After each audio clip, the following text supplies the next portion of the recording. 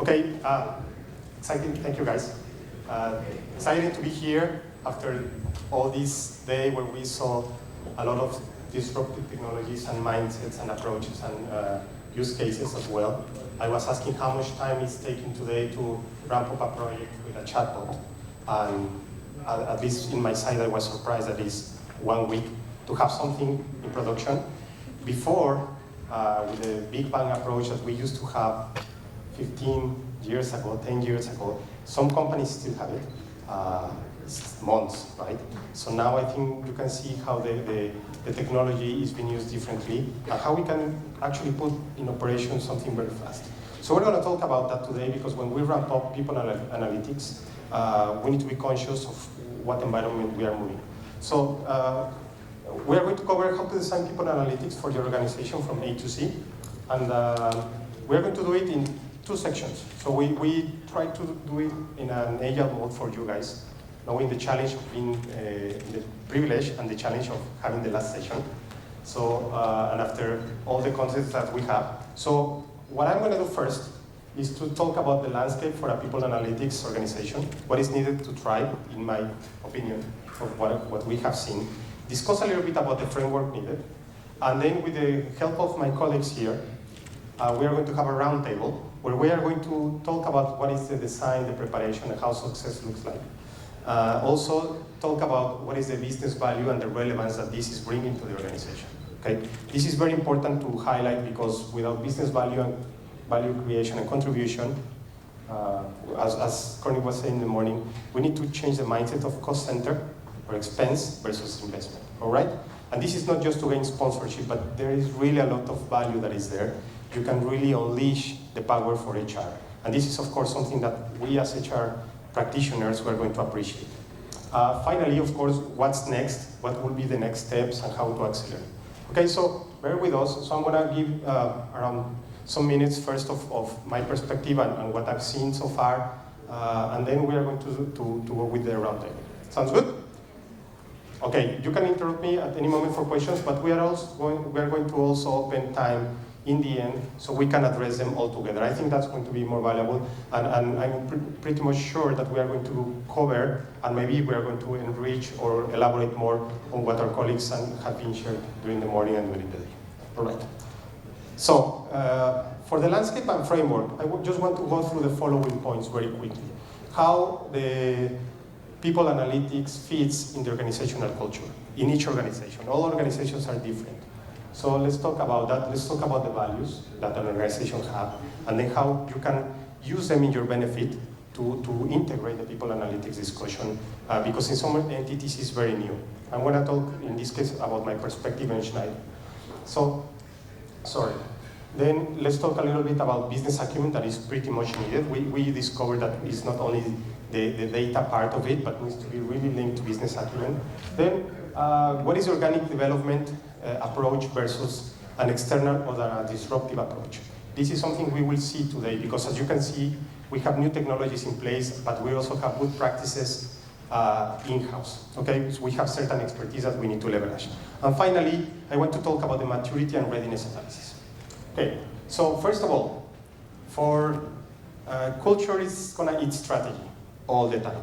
So in my experience, what we've seen is many projects are successful or fail because they don't account for the culture in the company. So we have some organization, and I was exchanging yesterday with Corny, that are very decentralized. They depend on, they are, let's say, very democratic because they come from different acquisitions, merged, they have been integrating people. They're in this journey to have a standardized format. Some organizations are better to do that than others. I know that some of my colleagues here, and some of you have worked for IBM. I worked for IBM before, and I remember this concept that we call it the blue wash. When we acquired the software, we submitted the software to what we call the blue wash, which is basically working with the code and integrating with other platforms. Now, this happens at organization level, okay? So when we are trying to do that, we identify that we cannot implement some practices that are successful outside because they simply don't fit the way that we work.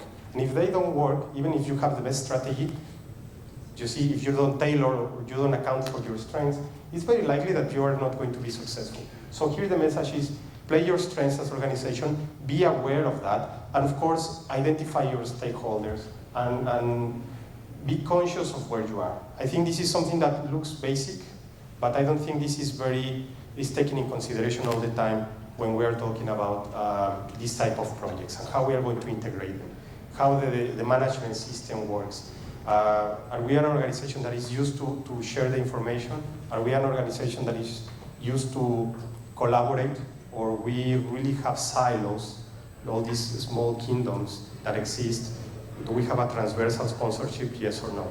When we start this, we need to call them out, call these items out, so everybody knows that that's the framework that we will be using. And it's going to represent advantages, but also obstacles. I think openness and transparency is paramount here. Other item, the experience in Schneider. What I'm sharing here is the priorities that we have for this year, the core values and the leadership expectations. We evaluate and we, let's say, take a look how our leaders are performing based on these leadership expectations. So we are also imprint this DNA on everything that we do needs to have this direction. If it's not linked to any of these priorities or topics, basically we shouldn't be working on it, okay? So here I'm calling out the Dare to Disrupt, Act Like Owners, and something called Free Up Your Energy. Why I'm saying this? Because when we have to pitch the idea that we are going to move from a manual reporting mode to self-service, and someone is not willing to adopt, I can really use the card of Free Up Your Energy. I can say, guys, this is a Free Up Your Energy driver. You should be using it. It's going to help you and the organization. This is not an individual contribution effort that we're building. So now we know that we want to be acting like owners, so we can also use that in our benefit. Now, if I am creating red tape, of course, someone can challenge myself, right? It can challenge my team and can tell us, guys, this is deviating from our business priorities, you should change it. But also, you can see is how we are trying to put the projects out there. When we, let's say, create better systems and deliver the results, it's also something that we explain to the users why we are doing things. So for us, it has worked and also has put some pressure in our teams, because now, of course, we need to bring results and we need to be aligned with this. So we discovered that we had to cancel some projects or deprioritize them because they were simply not aligned with this. That was a good call, but it took us time to learn that part, and we had to accept it. Now, once we went through that journey, of course, it became easier for everybody. This, for someone that is new to the company, takes a little bit of time because we need to explain what is the calibration method that we use to decide how to move along. But with these guiding principles, we are always, let's say, thinking how we are doing, and then it helps us to move ahead. Now, when I'm talking about the business acumen, where it resides, one of the major areas of opportunity that we have identified is not knowing when the knowledge resides, right? Now, I'm not talking about a knowledge management repository per se, which exists. What I'm talking is when we launch projects, for us in Schneider, we are a global organization, 100 countries or more than 150,000 employees, all type of employees, from the millennials, the fresh graduates, to people that have been in the company 30 years, so on and so forth. You are also exposed to this type of complexity in your organizations. What happened is that we launch projects, but basically we don't know if our projects are going to be bulletproof or are going to be relevant for the organization. Why? Because we haven't thought that the knowledge resides in some places, and if we bring those teams in, even though we don't have the map, and here I'm calling out the organizational network analysis that Courtney was mentioning in the morning. If we don't know that, of course, we won't have proper governance, because who's the owner, who's the authority in this field, who's the steward of this knowledge or piece of knowledge, who can provide arbitration, validation, and also who's going to bring the legitimacy on top of the organization, and of course the sponsorship by need, and of course push and drive the adoption. So this was very important for us to understand first. Once we acknowledged that this needed to be part of our system, then we moved in a different pace, and I think with more traction. Now, the other concept that we like to discuss is basically how we are going to manage external help and advice versus internal knowledge. So today, maybe some of you have seen this this cartoon that says, I'm very busy, I need to fight this war, and the guy is bringing the weapon, right? So it's the differentiator. So this is when you need it. Now the decision here is you don't know what you don't know. So how can you decide that? So you need to be open. Now in the other side, there is a reason why you are leaders in your industry. So you need to acknowledge that for your expertise, you know your business very well. Now, you need to have some balance there. Now the question I think is how I bring this balance today. So this is something that at least you need to have a conscious decision. Right? If that doesn't form part of your thinking process, it better form part of your thinking process, right? Because you might be missing some investments. Maybe you want to replicate something that is outside, ready in 1 week, and you are just investing months in doing it. Maybe someone can bring you good expertise, and in some cases, maybe you're bringing someone to tell you what you already know, right? So that's why I use Dilbert. I'm not sure if you are familiar with it, but Dilbert for me, it's a good character because he's always pointing out he's really an expert in his universe, and he's always calling out like, oh, my manager is bringing a consultant that is telling us what we know already. We are the experts, but basically we're paying the guy, right? So that's not the type of help that you need. Okay, so this is what we are talking about when we are creating, as I said, a framework to prepare a successful people analytics organization. You have those principles in place, you ensure that the team is understanding what is happening, how you're going to manage, and of course you can move forward. Now, I'm not going to go through all this, it's very detailed, but what I want to highlight is we discussed some maturity and journey roadmaps that we have. The one that I'm sharing here is from the Data Warehouse Institute, okay? It's a little bit more structured in a sense that it comes from the old school, from warehouse, of course, but it calls out the relevance of having certain dimensions in place. They are not mandatory, but you need to be conscious that they exist. So when you try to scale up and move ahead with your projects, you need to be conscious that you need to account for the infrastructure, data management, sponsorship, leadership, the governance, and the analytics itself. And each of them has different tracks that you can take care of. You don't need to have them all covered. You don't need to have a documentation. This is not Six Sigma. Right? Even though if you need it, they provide it. But the idea is that you are not going to be able to move in this different stage of maturity if you are just triggering them in an isolated way. Okay? You can be very good, for example, in infrastructure because you're a financial institution, but maybe your team, the capabilities in your team are still not mature. You don't have the proper organization. So this is going to help you to understand where you need to work. Okay? Otherwise, it's very likely that one of your projects is going to fail. So what I want to highlight with this slide, and actually it doesn't look very well in the pre-adoption side, but you can see here, this is not the result from the assessment, this is how I understand it, okay? What this is telling you is that you can be in a very mature level when it comes to analytics, because you've been pushing, you have a data wranglers, you have some guy or some team that is good there, that has the proper leadership skills, technical savvy, etc., with business acumen. Very good. But now, as you can see, you're struggling with corporate adoption. This is where you're basically not moving from long time. It can be because maybe your governance is not in place. And as you are not moving up with it, you don't have the proper sponsorship in it, it's not under your control, of course you cannot move ahead, and you have not been able to put the infrastructure discussion there. So all this, what I want to say is, be aware of that, play your strengths, focus on the low-hanging fruits, and send the message that you need to have capacity planning on this area all the time. This is what really helps you to get the sponsorship and integrate more areas for your benefit and benefit of the organization. Because you can see many of these activities rely on different stakeholders that they are not really related all the time with the people analytics team. Okay? Good. So that was the framework that I wanted to discuss. Now, I am going to move now with my colleagues. I hope I didn't consume more time because it's still saying 10 minutes here. You don't see it, but it's still saying 10 minutes, so I think I have time. So let's talk about this, okay? Now let's discuss about what I said, okay, we have the context. We explain what you can have as an organization when you're arriving to a new team. Now let's talk on how the design, the preparation, the business value, and what's next means, but let's say from the content point of view. So we put the framework now, let's see how it looks from the inside. And I'm going to start asking some questions to my colleagues. I'm going to start with Nikhil. Thanks, Nikhil. Thanks, guys, for... Thanks, Alan. So the question here, Nikhil, for you is, how do you design people analytics? And in this case, in your experience, TATA, how success looks like? Also, what are the success drivers for people analytics? Sure, Aaron.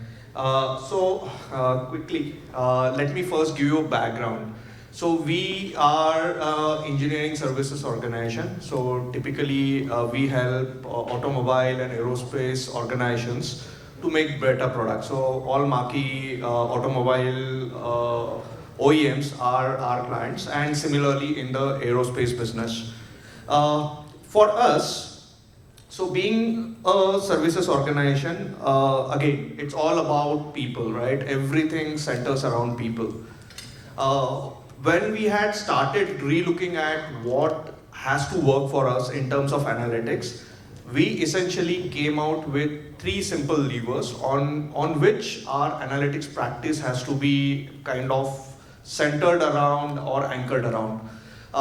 So this particular image essentially is a depiction of that. So for us, the primary lever for an analytics has been a very strong emphasis on understanding the business.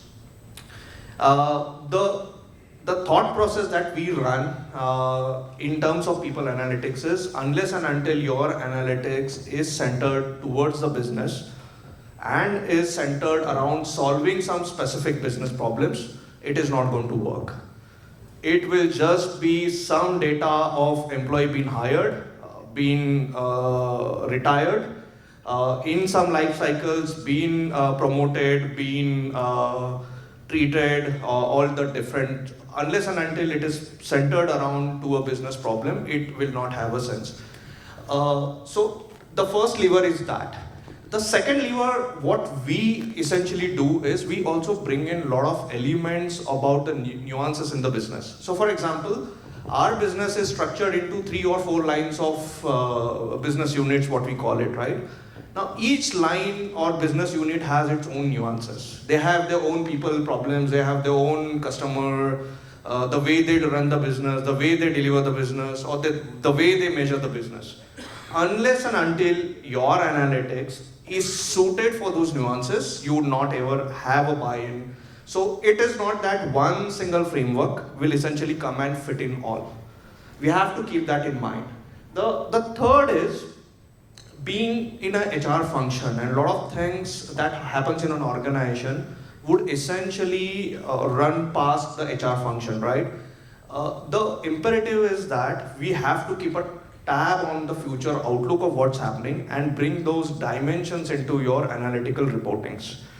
The second lever that we very firmly believe is organization has n number of problems to solve. It could be hiring issues, it could be leadership issues, it could be compliance issues, it could be growth issues, operational issues. You can't deal with all the problems at one time. You have to pick what is the right problem that you want to solve. If you are anchoring your analytics on that, the success for that analytics and automatically getting that buy-in, not only within your fraternity in HR, but also across the board from the business, will be very high. And that is what essentially has happened with us. The third one is what we primarily believe in, is the simplicity in the execution. We believe that if whatever story you want to communicate, if that is more than 1-page view, you have complicated it. It means that you don't understand it. What we typically do, the 3 simple approach: identify the problem that has to be solved. The second one, obviously, that particular problem will have a buy-in. It will be one of the top 3 problems that an organization as a whole is kind of facing.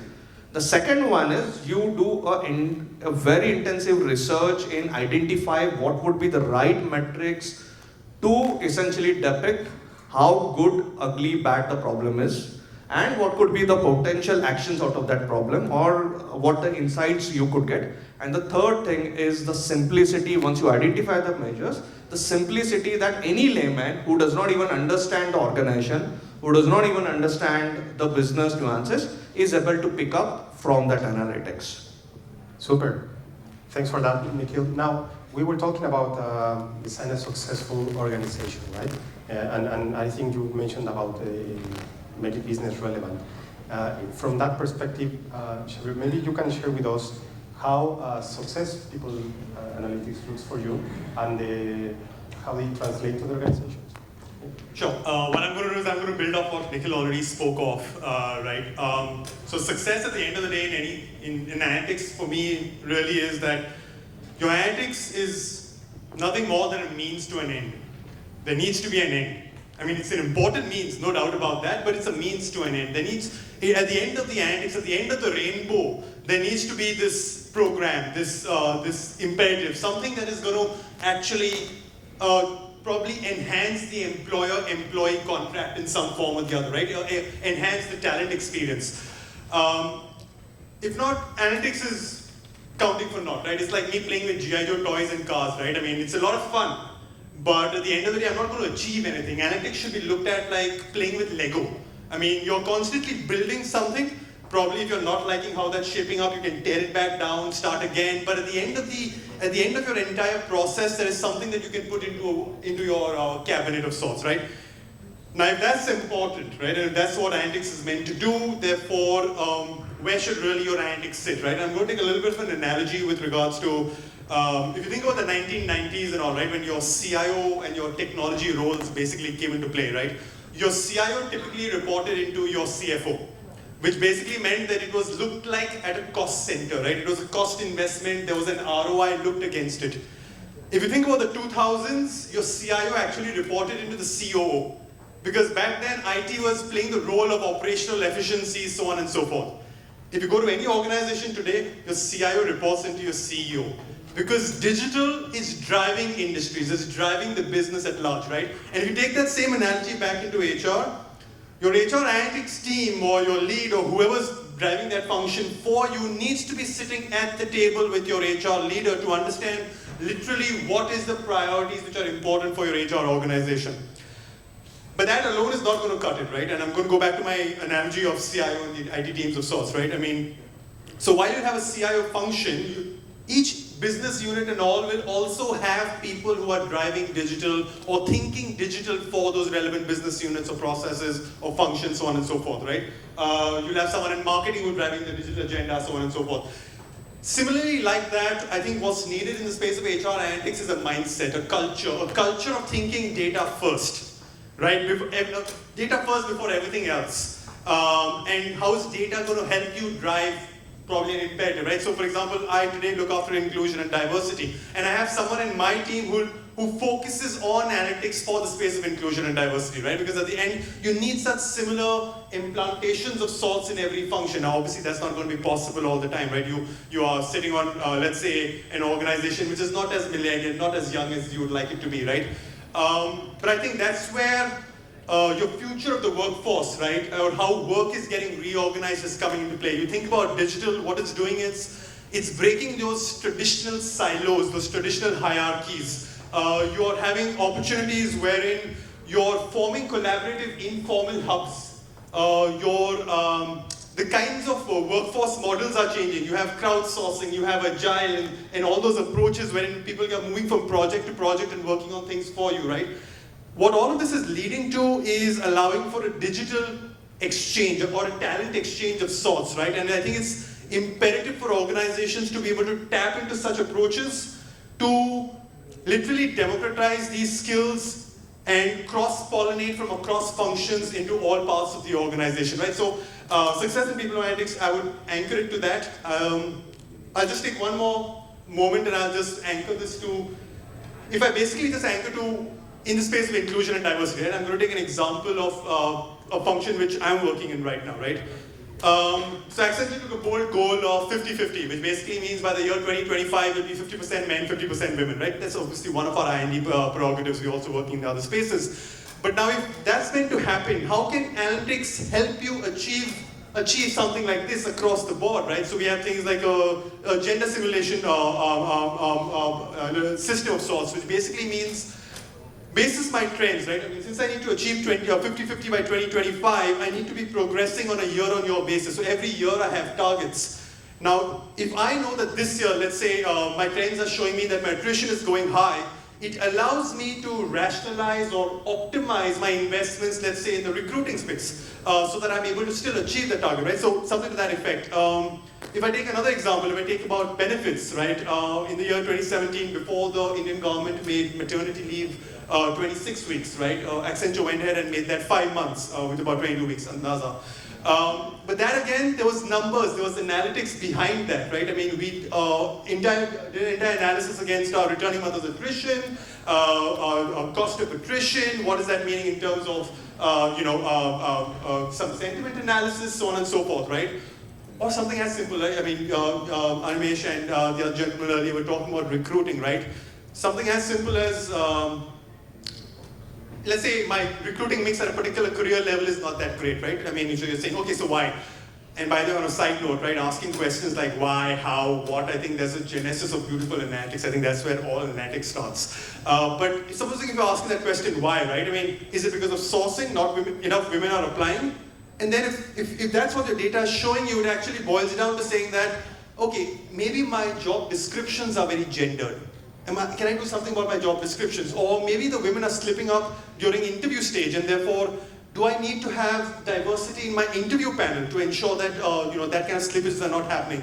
So I think in summary, what I would like to say is that your analytics can't be a standalone, isolated approach. It needs to be sitting with where your priorities are really sitting. So if you're working towards inclusion and diversity, that's exactly what your analytics is supposed to help you drive towards. And of course, this applies to all functions. So I think that's my 2 cents on this one. It looks very interesting because you put an ambition that your company or your organization has, and then you are going to support that, right? And I like what you guys said about business results, and then we drive them. Now, let me move forward. Thank you very much. What will be the ingredients that you would put there, Sunil, to ensure that this happens? What is your take on it? Some ideas of what will be the most important areas on your side?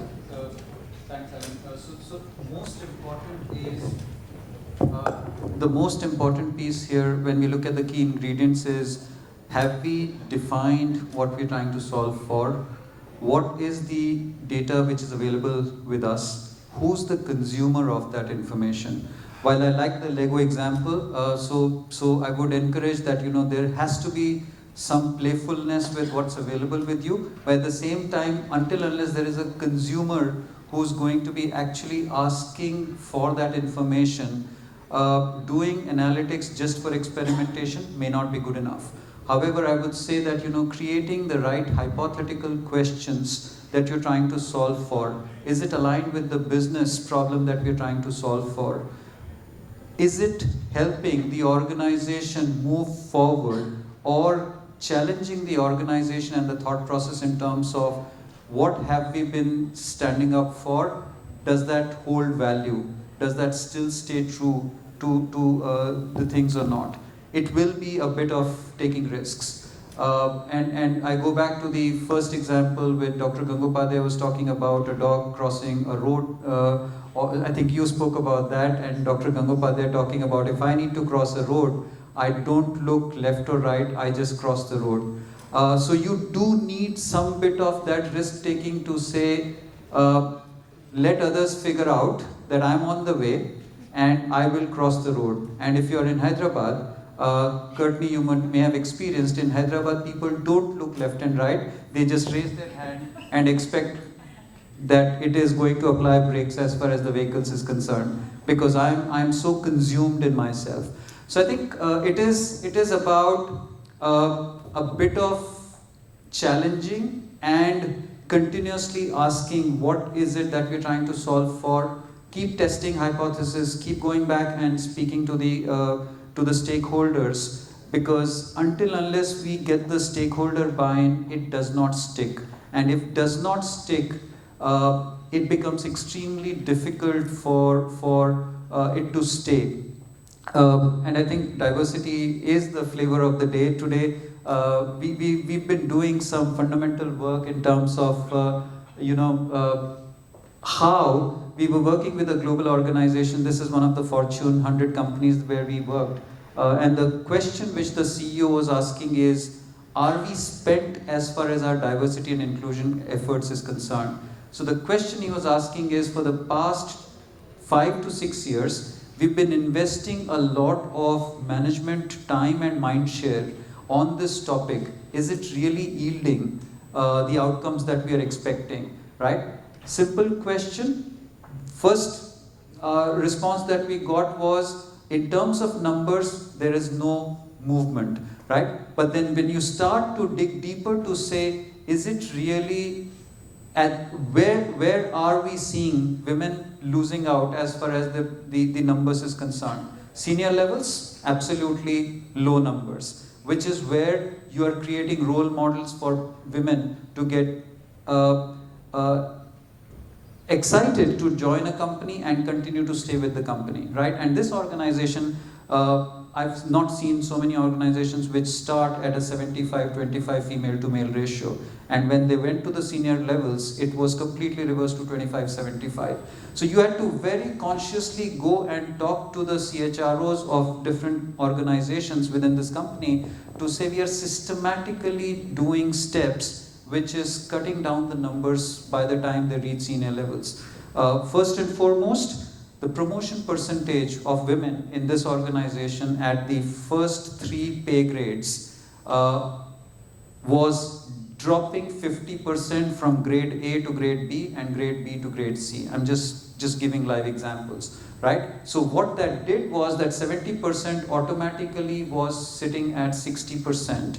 From 75 to 60% within these 3 grades. And then subsequently you've got an event called maternity that adds to that issue, right? And what was happening when the maternity was happening is there were penalties, as we call it, that women were paying with respect to going on that event, right? So they were losing out on promotion rate. But the good news was that women were still high performing. There were more high performing females than males, right? But then consequently, when you started to look at time in role that women were spending, they were spending, despite being high performers, more time than male counterparts. So males were getting promoted faster while they were not having as strong performance rating. So you start asking questions and say, why? And here I was dealing with all the women CHROs, and they were convinced in their head that, maternity is a personal choice, can't do much about it. So we actually went back and said, it may be a personal choice, but women are more than happy to come back. But the reality was they were getting dinged in performance ratings by 2 to 3 points where it was dropping, and it takes a lot to then come back into the mainstream. So I think it's about asking the questions, keep challenging, and keep challenging the leadership also to think differently. Thanks. Thank you. So I like, you can hear me, right? Oh, no? Okay, sorry. So I like how you guys created iterations and kept asking questions, and your models allow you to take actionable decisions, actionable items, and then come back and you promote this discussion in a different level. This is not a numbers discussion. First of all, happy to see all the gender diversity projects. Yeah, well, yeah, no, but I see the projects, yeah. And that is very high in the agenda. I think this is something that we can be very happy to see. Yeah, you can join us. We opened, and also in the previous panel, I think we had more diversity. But I like that, how we are taking an example and elaborating over it. It's not just the first report or first dashboard, but it's going to solve the discussion. What we were sharing yesterday with some students is, don't expect that this is like the stock market. You're going to come with a number, it's going to drop, and the business is booming or over. Of course not, this is something you need to constantly advise the business. And I think we covered very well, and I saw, let's say, a pattern that we're saying, business acumen, business proximity, in partnership, etc. So this is a new model that we see. You won't get through if you are just working with your data there, and they won't move around if they are just working, let's say what we said, just the qualitative approach. This is a tool, this is a collaboration effort. Now let's build on top of that. Nikhil, maybe you can tell me how the people analytics moves around or is centered around business problems. Maybe can you elaborate more or give an example? Yeah, sure, Alan. So we have spoken, right? So we believe in kind of putting some analytics around some business problems. Yeah. So what I would do is, I'll just quickly kind of give you a context. So there is a number out there on top in red bold, right? It has a lot significance for us and any other services-based organization. So typically that 25% number is nothing but a number that is directly linked to your recruitment. So a CEO, a patent statement is my 25% of a revenue is at stake if an organization is not able to hire people on time. Yeah. There is a very logical, the number is very logical. So typically 13-14% attrition, 8-12% growth, right? So that's the number. Now with us in last fiscal, what happened is while every organization is kind of geared up for that number, we had a very unusual business circumstances when all of a sudden we started getting almost 3x of a hiring demand. It is by virtue of a lot of customers, a lot of project closures, your order book getting converted, right? Now for any services organization, while you always have your internal pool, but that is already deployed, you also consumed your bench, right? All of that pressure translates into recruitment. Now the problem becomes that you won a project. If you are not able to deliver the project just because you are not getting resources on time, it's kind of a revenue loss which has been won after so much of an effort, right? So first of all, when this demand started hitting, it was only that we had some analytics through which we first started coming to know that we are seeing an unprecedented demand that was coming up. Okay, so what we had done was, so that was a very specific problem for us. The slide in middle was our meter which keeps on showing how much demand recruitment is getting versus how much they are able to fulfill, right? So looking at that chart, that was our first signal that something very unusual is happening. Fair? Now, once you've identified that the problem is serious and has quite a gravity and an impact on a business, how you start looking at it? So first of all, we started realizing that when your ecosystem processes are designed to deliver a specific number of a demand, when that demand is 3x time, all your processes break, right? It creates more of a chaos. You have a lot of pressure coming in from customer, your recruitment staff is not adequately is supported, right? Then the loss of revenue pressure is enormous. So that essentially put us on creating something that how we can look at the problem and how we can solution it. What we did was, we essentially came up with an analytics of the first chart that you can see. What we did was, we took and we essentially applied a concept of project management. So typically in project management, projects get reported as red, amber, green, right? We thought that if we have to keep management honest about the problem as an organization we are facing, let's use something like that, which they're already kind of very comfortable in assessing the different projects. What we did was, for all the demand that we had, and we essentially applied a principle of 80-20, right? So 20% of customers will make 80% of the revenue. We applied that and we came up with a concept of red, amber, green by customer wise. So in one single view, a CEO, CHRO, our delivery head, on a real-time basis, they started getting to see what are your top customer, what is the demand against it, is the hiring pipeline. If you kind of split that into non-selected, offered, and hired, is it red, amber, and green? Now, when that started happening, we essentially started re-looking at some of the processes. So our time to offer was kind of 14-15 days. So you make a selection, you take 14-15 days to make an offer. All of that processes were revisited. Calls were taken that it has to go in 2 days, 3 days. So this started helping us making that investment. Which are the recs need to be given to vendors? Which are the one where you have to go and have a transparent dialogue with the customer? That this is what it is and this is how we are going to support you.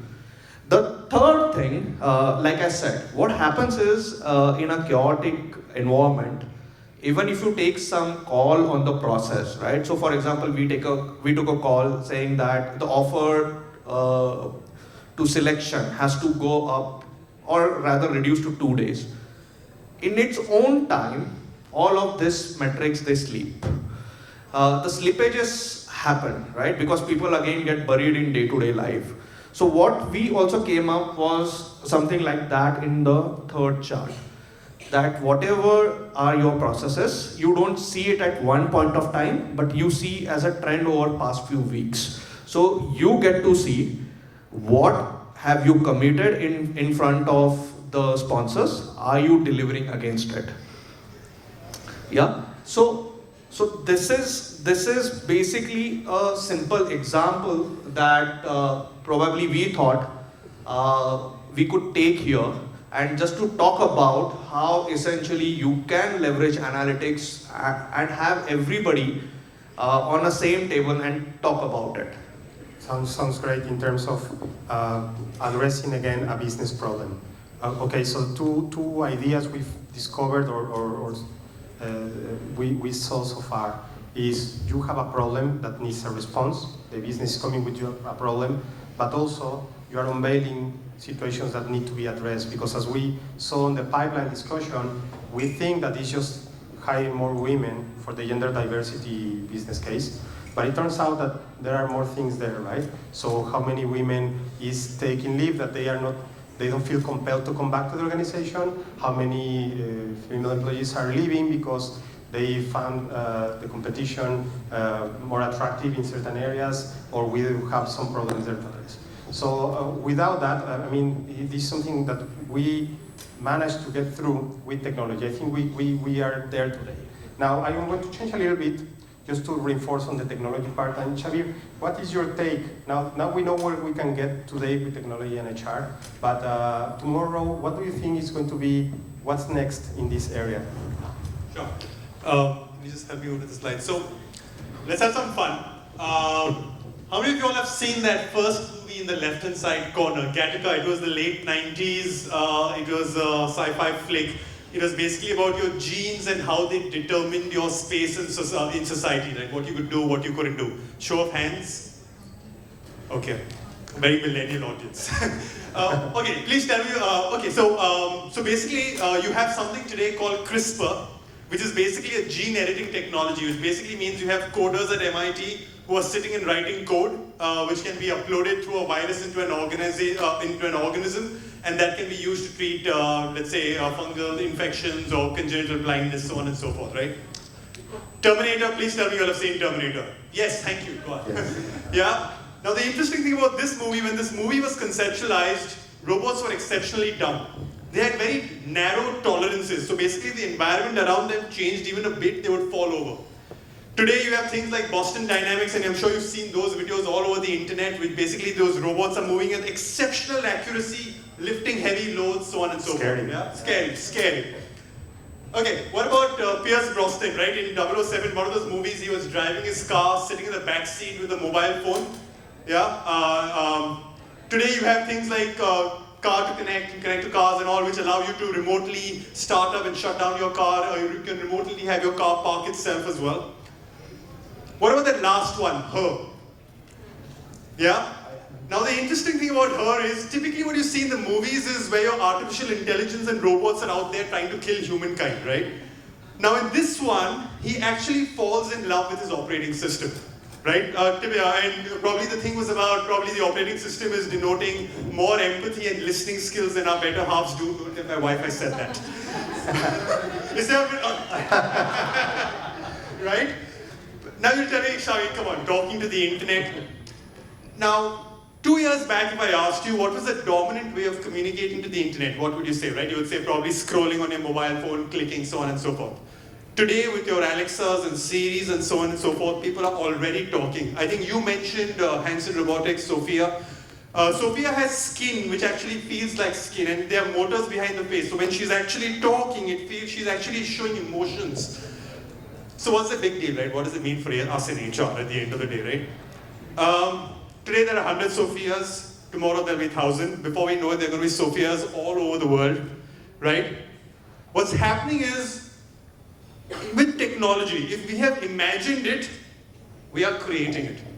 Okay, so that's my first hypothesis, my first statement out there. Second is, every industry or every business is becoming a digital business, right? Digital has, I mean, from the day when IT or technology was about keeping the lights on to when today digital is driving a business, and it's moving. A company with a particular product is moving across industries. If you, I mean, Amazon, e-commerce, Netflix selling, renting DVDs. Today they're getting nominated for Emmy Awards. They've given all production studios a run for their money, right? So that means digital is everywhere. So come back. What does that mean for us in HR? Okay, one. This entire concept of human plus machine workforce is happening. Whether we like it or not, and I'm not going to open up a debate about is it going to displace jobs or not, and so on and so forth. We'll be here till night. But the fact of the matter is, us trying to escape that tide of technology is like us trying to escape the entire industrialization of the 18th and 19th century. This is happening. Now, if this is happening, what are we in HR going to do about it? Right? Are we rethinking about our workforce to ensure that it's moving from workforce planning to work planning? Right? Are we able to imagine what parts of our jobs are going to be handled by machines only, what are going to be humans, and what is going to be human plus machine working in tandem? Are we thinking about what are the skills of the future, what are the new skills, right? So that our humans can work side by side with machines, right? And all of this these conversations need to happen now so that we're ready for it 2 years hence. The other big thing about how this impacts us in HR is that our employees are already consumers. They're already used to dictating grocery lists to your Alexas. They're already used to asking Siri for restaurant recommendations. So why will we not give that same experience at the workplace? Our employees are ready for it. If Netflix can tell me, or if Netflix can recommend to me which movie I should watch based on the previous movie I saw last night, why can I at work not recommend to my employee what learning should he or she do next, basis what their role is, basis what learnings they've liked in the past, basis what they've even communicated using the communicators, right? So I think both of these are very important implications. One has talent to recognize that human plus machine is happening. Two, to allow for that experience for our employees every day at work, something that they're already experiencing outside of work. So I think that's the future of technology and HR in my 2 cents. I'll just take one last second, and once again, I keep saying this, but technologies and innovations and all of that is always going to be there out there. Okay, it's about figuring out what is that use case for you. We recently created an AI-based chatbot, right? Which and when it was conceptualized, it was basically for addressing banal things like what is my leave balance, and the chatbot will tell me what my leave balance is. Or the chatbot actually recommends to me, hey, you haven't taken leave in the last 6 months, you're going to have 5 days of leave expiring in the next 2 weeks, why don't you take it, right? So the chatbot was meant for that. Today what we are seeing is that we are using the same chatbot for handling workplace harassment. Workplace harassment is a very sensitive issue, right? I mean, I'm trying to draw this back into my current role in space of IND. People feel more comfortable sometimes talking under anonymity So can you use something like AI or chatbots to handle workplace harassment for people to just raise it? This will not replace your human being. This will not replace your HR. The entire case will have to be taken out with a human being. But what I'm trying to say, it starts the process. It creates that equal environment. Or you talk about LGBT, people are still not comfortable talking about the same at work. Can you allow for technology or innovations to do such kind of things for you? So I think that's my future of technology and HR. Thank you. I think the potential is there, and we start to see that possibilities open. And I like what you said, that we are now doing the future, and how before it was in the movies or in a book, and then 50 years later appear. Now it was 40 years, and now it's a matter of 10 years. Yeah. So thanks for that. Now let's go back to the business discussion, and there is something that you mentioned. And it's okay, they are already using it. So who got training in Facebook? No one, right? So it becomes very natural for everybody. So I keep saying this to my users because no one wants to use certain application, but I said, yeah, but you are expert in Facebook, and as myself, no one taught you that. There are no videos tutorials. So there must be a way. That explains a lot of user experience. Now, in this line of thought, I want to ask you, Sunil, how do you see the information and insight to get stick in the organization? This learning, this natural learning approach, how do you see it being integrated as a natural part of the mindset and DNA that a learning and knowledge organization should have? I think this is something very important because we see the business acumen, we see the results. Now, what's next? What is your thought? Sure. I think we've seen a couple of examples coming through, which is basically highlighting why analytics is good for business, right? So, like I said earlier, experimentation is great, but if we don't make it stick, if the business users are not getting the value out of it, then the lifeline or the runway for that is very, very small. So I think what is most important here is to understand what is my user group looking for, and I think we need to get beyond the dashboarding piece to more impact that it can drive. So I think the way we drive our engagements is the I2I in our organization stands for information to insights to impact, right? And we essentially look at talking to all our clients and all our stakeholders to say, if I'm not able to deliver impact through this project, from our perspective, it did not work. And that needs to give us extreme bit of challenge and extreme bit of comfort that, you know, I am doing something not as part of an R&D project, but something which is going to be leveraged by the organization and very clear measurable outcomes, right? So some of the things that we spoke about, the example that I was talking about, women, maternity, promotion, there were some more analysis which was done. So when we responded to the CEO of this particular organization, the response which came to us was, I think we have pretty archaic HR policies nobody cares about, and frankly HR hasn't looked at that document in the past 15 years, right? Maybe true, and so now what we've been asked to pick up is look at all the policy documents and say what would the new generation like to see as policies. To your example, Facebook, nobody taught us. Can we make our employees more responsible and accountable? Why do we need to monitor and keep governing that piece? So I think those would be some of the things which need to be more embedded, more real for it to stick. So the increase the user experience, make it relevant, help to iterate. I think we covered good things. I'm conscious of the time. We still have a couple of questions to go. Let's use this other round of questions to quickly summarize what we have. So in a couple of minutes, if you want Nikhil to explain us how you manage to design that as integral part of the business, just elaborating on what Sunil was mentioning, right? So just, can you give us a quick example on what you did? Sure. Summary, not because example I'm pretty sure is very rich. Absolutely, Alan. So this being a topic about how to design people analytics, right? And one of the always discussed topic is, does people analytics contribute to your bottom lines, right? Just thought if we could essentially talk about it. Yeah.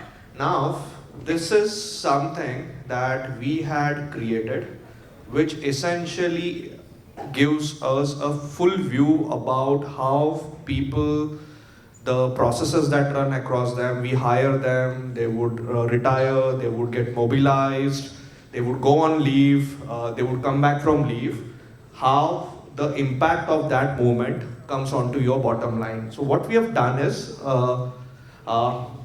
so two different views, and given I think the space, essentially we wanted to keep it crisp. But on the top, as you can see, it gives us a view on the trends that an organization has been in last 3 financial years, right?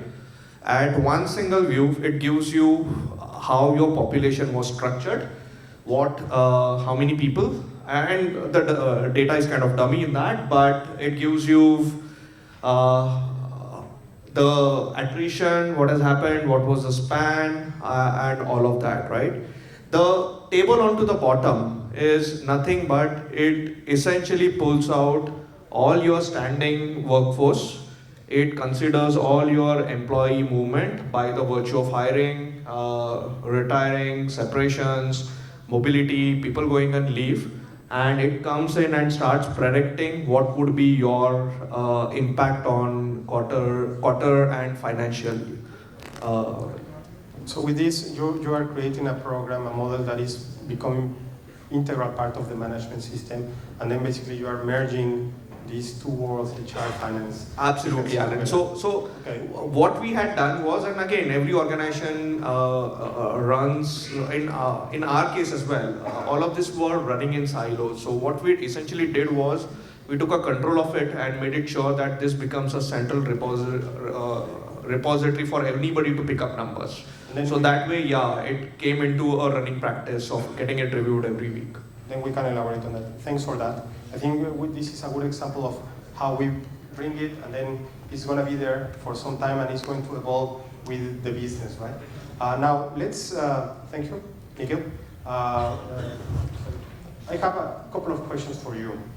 What are with all these ideas, a couple of questions, it's just one question. Running. No, but what will be your top 3 messages of what's next? What would you like to put there, or what would you share with people that is going to be in the future or starting? What would be the idea for you? So, I mean, over and above what I've already said, right? I think my top 3 messages, especially as you're starting on this journey, will be 1, hyper-personalization, right? Organizations today are gone past the time when they are talking about, I want to create a new program for this entire segment or for this for my entire workforce, right? It's about how can you create hyper-personalization for each and every employee so that their experience is different from the person sitting right next to them. Of course, guys, just be careful of GDPR because hyper-personalization means you're going to capture every bit of data, and if that's going to happen with GDPR guidelines into play, please, just be conscious of the same, work around the same. 2, I think it's going to be critical as we are in the 4th industrial revolution that while technology, robots, all of that is there, how do you keep the human there still, right? What kind of programs can you have to ensure the humanization is still around? And finally, I say this all the time, progress is greater than perfection. Please don't wait for the ideal solution to fall into your lap. If you're already on the journey, keep at it. If you're not on the journey, don't wait. I mean, just keep moving forward. Even if you get it wrong the first how many ever times, progress is always better than perfection. So that's my 2 cents or 3 cents rather in this space. Thank you for that. I think is as you said, continue piloting and be chief experimentation officer is something that we can really embrace because the processes and programs are not going to be perfect in the first time. Thanks for that, and we need to continue. Privilege is speed over control sometimes. Thank you for this. Now, the next question and final one, before we try to open for questions, I know I'm conscious of time, but it's getting very interesting at this time, is what capabilities you see, Sunil, to have this organization, and how do you see different integration with other stakeholders, partners that can help to accelerate? So I think Courtney in the opening session spoke about the different kind of skills which are required in the analytics organization. But I think it's also important to understand what is core and can be sitting in the organization, because when you talk about a business problem, there would be different skill sets which may be required, and you may not end up creating a 100 people analytics organization just for HR. So be conscious of what is core and is going to be leveraged for multiple pieces. Wherever you need expertise to be tapped in, either look at partners or look at other parts of the organization, because that's the only way you will be able to continuously move. And also invest, use the existing workforce to be trained onto newer technologies which are constantly coming in, because today the people like to use open source for obvious reasons, which means you need to be continuously looking at a learning path for your organization.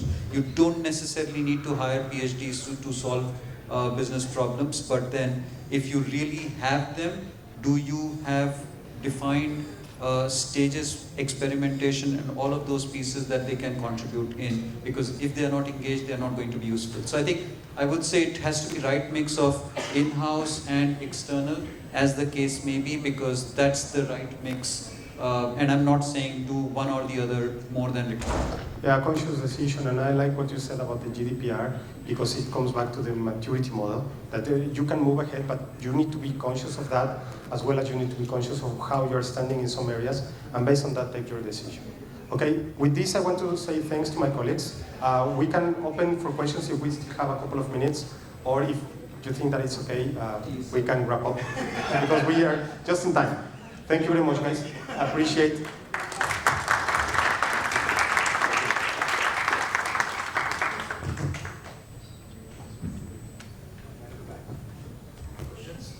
I got a question for the panel. For an organization, this may be a dashboard kind of evaluation.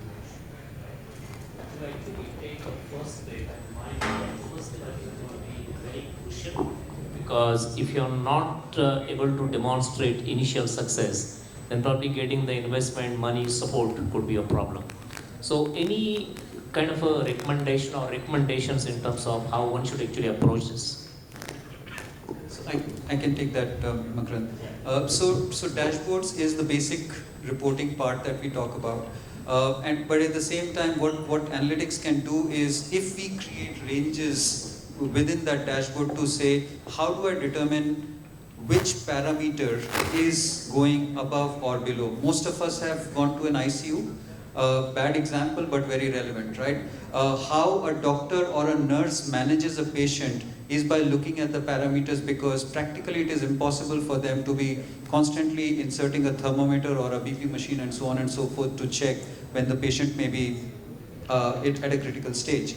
So I think it's about setting the ranges and then measuring within this range, is this acceptable range or we are going beyond, and then define flags which would generate an action that needs to be taken. And I think the next step for that would be, if you have set 3 parameters that you're going to be measuring, which are reported, and these 3 parameters come under control, you may have other parameters which may be popping up, and then those 3 initial ones need to be replaced with the new set of parameters till they come to a logical measurement point. So I think it would have to be a constant journey, but I would say that, I think ICUs or hospital barometers are a very good example to look at to say, how do we use dashboards? Because that's nothing but data coming through. And we're really impacting the business, right? Okay, any other idea to complement? Makran, just thought out there. See, and this is a valid question, and typically every organization or anybody setting up this function would have this dilemma, right? The basic thought is, I think start with anything that is simple, that works, and it is essentially centered around the problem that you want to solve, right? So in certain cases, like Sunil was mentioning, you might require a lot of, a static dashboard might not help you, right? A slice and dice of the data that you want to see, right, might not help you. In that case, yeah, you might certainly want to do something extra on that. Okay, thanks. Thank you. Thanks for the question. Yes. Yes, so I just wanted to know, we do look at numbers, dashboards. What are some of the important things that we need to consider while you storytell this data? That's a great point. Shavir, can you elaborate? Maybe I think everything is about the storytelling of the data, because if you're not able to tell the story, no matter what work you've done in the numbers is never going to count for anything. I think in terms of telling a story, right, I mean, you will have visualization experts who will want to make a beautiful view of the same, or you can, and I know that at least Accenture is on a trip right now wherein we're saying that we typically are known, we're consulting organizations that we're known for death by decks. So we're actually trying to say that how can we lose our decks, and how can we be able to make a human connect and tell a story one to one, right? So a lot of the journey is about that. To your question, how do you move from data to storytelling? I think goes back to what the whole panel started with, right? I mean, I'm hoping the data you worked with is anchored in a problem statement that you're actually trying to solve for. So if you're able to connect that dot, if you're able to show that this is the problem statement, this is typically how it's going to help me using this data to solve for that, I think that is where the trick lies, quote unquote. I'm just going to take a trip from there also to what you were asking on, right? Which basically means that from dashboards, how do you move forward, right? I think it's also about showing, I'm hoping that the dashboards have helped you show some success. And therefore it's trying to build on that story. And I also know one of the earlier gentlemen spoke about the logarithmic cost reduction of technologies today, which basically means the zeros are dropping off, which basically means, in fact, the very reason why analytics is such a more spoken about thing since 2005 or 4 or so on and so forth is because it's cheap. I mean, it doesn't cost us any more to store massive amounts of data, and doesn't cost us to have computational power sitting with us. And similarly today with regards to your AIs and so on and so forth, and I'm not trying to say that because, I'm not trying to do a relative approach, but it's not that expensive if you're working with lots of startups. There are a lot of startup ecosystems out there. So are you able to leverage those ecosystems to identify and map those to an existing use case of yours, and the ROI will be great, right? It might not even be as expensive as trying to convince the leadership on a certain effect, is my 2 cents. And I know my startup friends are smiling away to glory, saying that, yes, help us. We come cheap, you're saying. They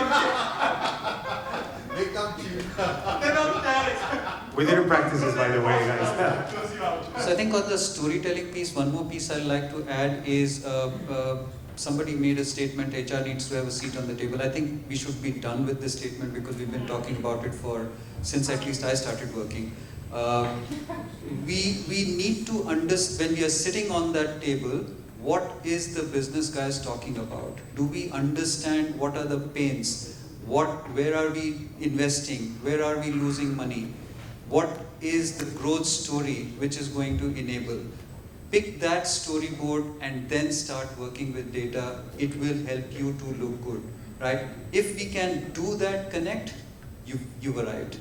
If not, you can keep doing storytelling. Frankly, nobody cares.